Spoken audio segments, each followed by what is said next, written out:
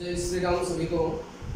आज हम अपने संधि प्रकरण को आगे बढ़ाते हैं और अपने विसर्ग संधि के अंदर अंतिम संधि पढ़ते हैं, लोक विसर्ग संधि। लोक विसर्ग संधि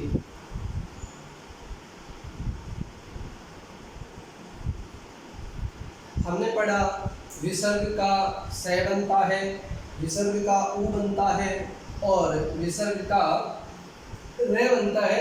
लोक विसर्ग संधि, इसमें जो विसर्ग, ये जो विसर्ग है इसका क्या होता है, लोक। लोक का मतलब होता है पूर्णतया वहां से हट जाना, दिखाई नहीं देना।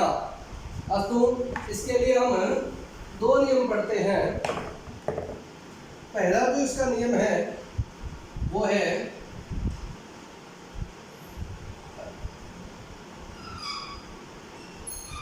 विसर्ग से पहले ए हो। ये विसर्ग है, विसर्ग से पहले कोई ए अक्षर होना चाहिए, यानी ए स्वर से अंत होने वाला शब्द हो, उसके बाद विसर्ग हो। और विसर्ग के बाद में ए भिन्न स्वर, ए भिन्न का मतलब है कि ए के अलावा कोई स्वर, ए के अतिरिक्त कोई आई उ ए कोई भी स्वर हो सकता है। तो क्या होगा, इस विसर्ग का लोप हो जाएगा। अस्तु, विसर्ग का लोप हो जाएगा। ए भिन्न होना चाहिए, ए के अतिरिक्त कोई स्वर होना चाहिए, क्योंकि ए होता है तब क्या होता है, विसर्ग से पहले भी है और विसर्ग के बाद भी है, तो विसर्ग का क्या बनता है, ओ बनता है। अस्तु, उत्तर विसर्ग संधि में हमने पढ़ा, लेकिन ए के अलावा कोई स्वर होगा तो विसर्ग का क्या हो जाएगा, लोप हो जाएगा। इसके पहले इसको व्यवस्थित नियम लिखते हैं।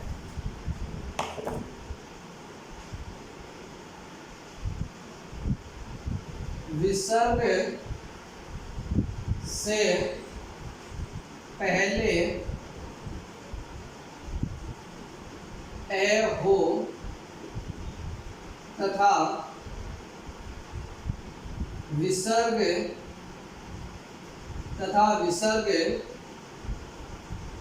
के बाद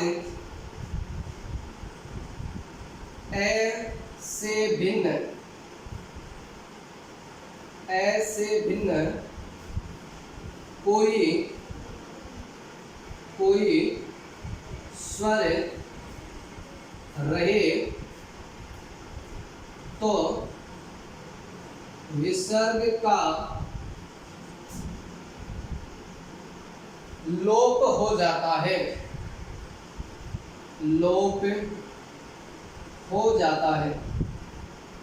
लोप होने का मतलब है विसर्ग वहां से हट जाता है। जैसे कुछ उदाहरण देखते हैं हम।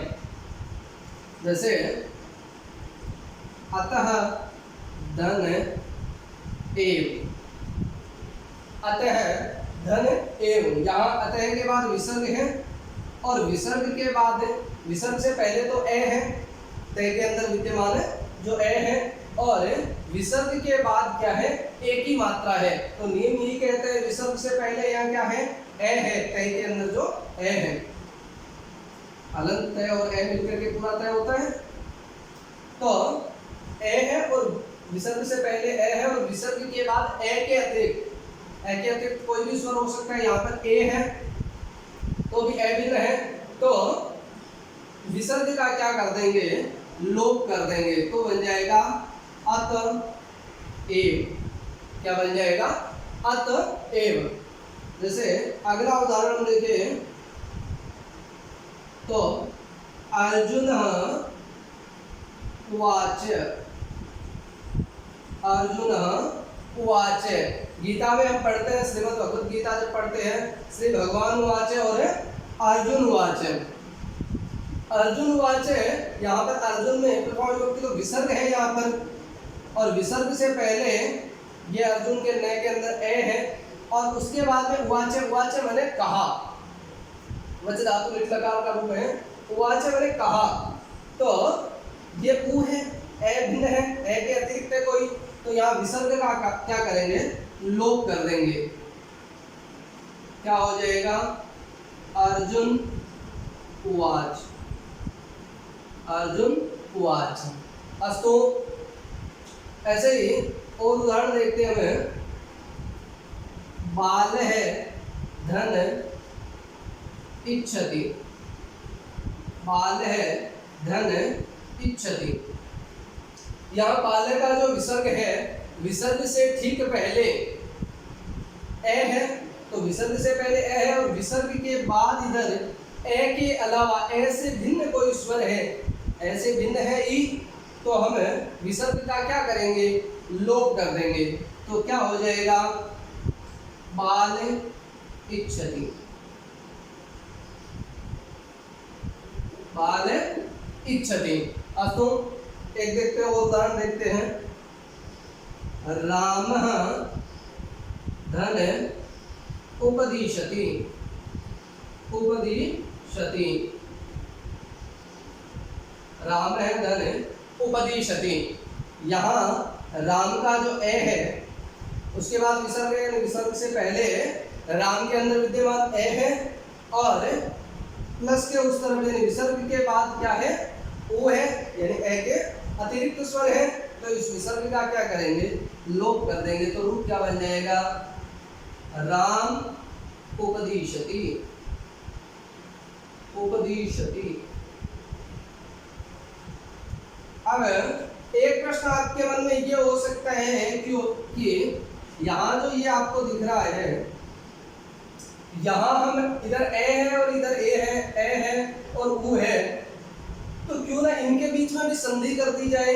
ए और एक मिलकर के ए बन जाएगा वृद्धि संधि के नियम से, ए और ऊ मिलकर के ओ बन जाएगा गुण संधि के नियम से। इस प्रकार से इनमें संधि कर दी जाए।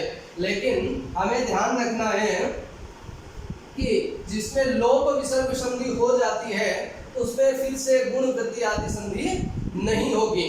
ये नियम ध्यान में रखना है, नहीं तो हम अर्जुन प्लस वाच है अर्जुनो वाच भी लिख सकते थे, लेकिन ऐसा नहीं है। अगर पहले हमने विसर्ग संधि लोप विसर्ग कर दी है तो अब इसके अंदर दूसरी संधि नहीं हो सकती। अस्तु, आगे हम इसका दूसरा नियम देखते हैं। इसको अच्छे प्रकार से देखना है।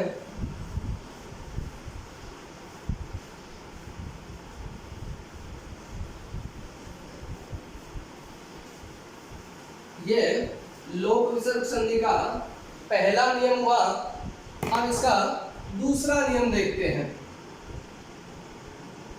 देखिए, विसर्ग से पहले आ हो, ये विसर्ग है और विसर्ग से पहले आ है, और इस विसर्ग के बाद वर्ग का 3, 4, 5, वर्ग का 3, 4, 5 का मतलब है क वाली लाइन का तीसरा, चौथा, पांचवा, छ वाली लाइन का तीसरा, चौथा, पांचवा। ये तो तीनों अक्षर है प्रत्येक पांचों पंक्तियों के।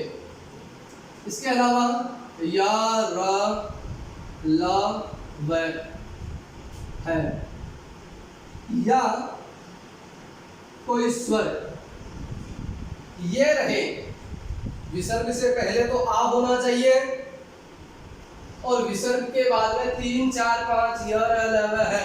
ऐसा नियम हमने रुत्व का भी पढ़ा है। तो इन दोनों में हमें आपस में निकाल करके पहले वाली स्थिति देख करके काम करना है। विसर्ग से पहले आ होगा और विसर्ग के बाद 3, 4, 5 य, र, ल, व है अथवा स्वर होगा, तो क्या हो जाएगा? इस विसर्ग का लोप। और लोप होने का मतलब है ये वहां से हट जाएगा। अस्तु, इसको नियम से लिखते हैं। मैंने शॉर्ट नियम लिखा था, अब इसको पूर्ण लिखते हैं। विसर्ग से पूर्व आ हो तथा विसर्ग के बाद वर्ग का 3, 4, 5 वर्ण य, र, ल व या अथवा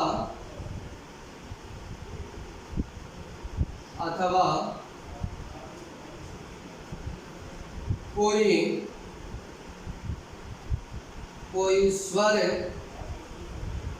वर्ण हो तो विसर्ग का लोप हो जाता है। यहाँ भी क्या है, विसर्ग का लोप होगा। विसर्ग से पहले आ होना चाहिए, विसर्ग के बाद में इनमें से कोई भी अक्षर हो। जैसे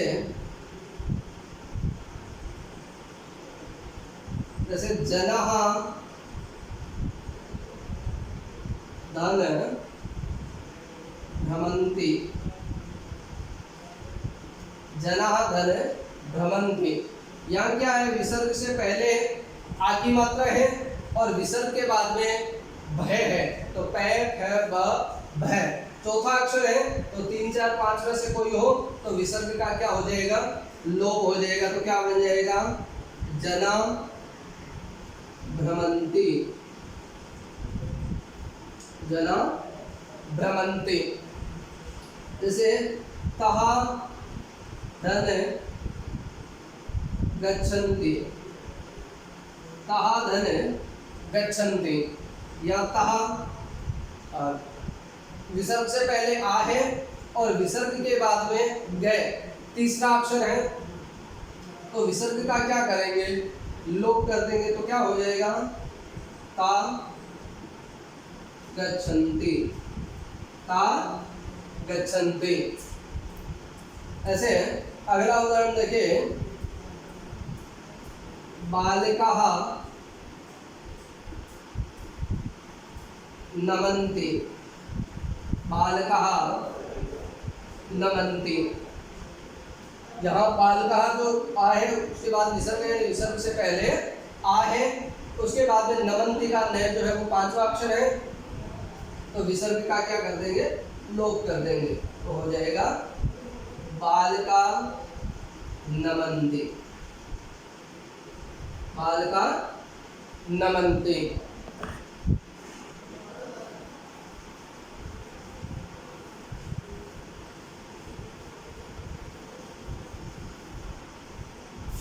आगे उदाहरण देखें, अश्वः धावन्ति, अश्वः धावन्ति, अश्व में घोड़े दौड़ते हैं। अश्वः विसर्ग से पहले क्या है, आ है और विसर्ग के बाद में त थ द ध चतुर्थ अक्षर है, तो विसर्ग का क्या कर देंगे, लोप कर देंगे। तो क्या हो जाएगा, अश्वा धावन्ति, अश्वा धावन्ति। जैसे पुरुषः हसन्ति,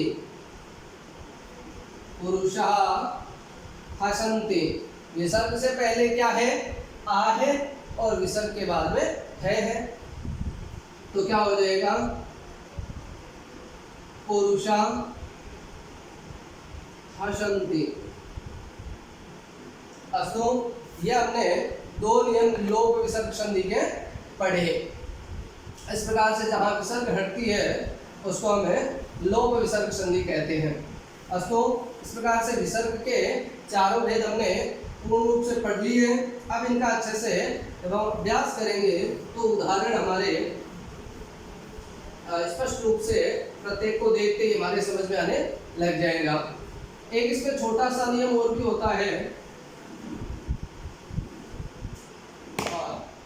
एक शब्द होता है एतद, एतद जिसके रूप चलते हैं एष एतम, और एक शब्द रूप होता है तद या तद जिसके रूप चलते हैं सहतम तें। अस्तु, एतद और तद शब्द के विसर्ग हो और उसके बाद में कोई व्यंजन अक्षर हो, उसके बाद में कोई व्यंजन हो तो भी विसर्ग का क्या हो जाता है, लोप हो जाता है। ये कई जगह होता है, कई जगह नहीं भी होता, लेकिन सामान्यतः इस नियम को जैसे शहर पठती, तो इसको हम शह पठती भी लिख सकते हैं। ठीक है, एषः लिखति, एषः लिखति, तो एष लिखति भी हो जाता है। ये एक सामान्य सी बात है। एक और शब्द के रूप हम जानते हैं, उनमें जो विसर्ग होता है सह और एस है, इन दोनों के अंदर, तो उनके विसर्ग का भी लोप हो जाता है आगे कोई व्यंजन अक्षर होने पर। अस्तु, ये आपके संधि प्रकरण पूरा हमने पढ़ा है व्यवस्थित, जितना अपने पाठ्यक्रम में था उसको ध्यान में रखते हुए। अस्तु, आगे नए प्रकरण के साथ हम अगली कक्षा में फिर पढ़ेंगे। तब तक हरि ओम।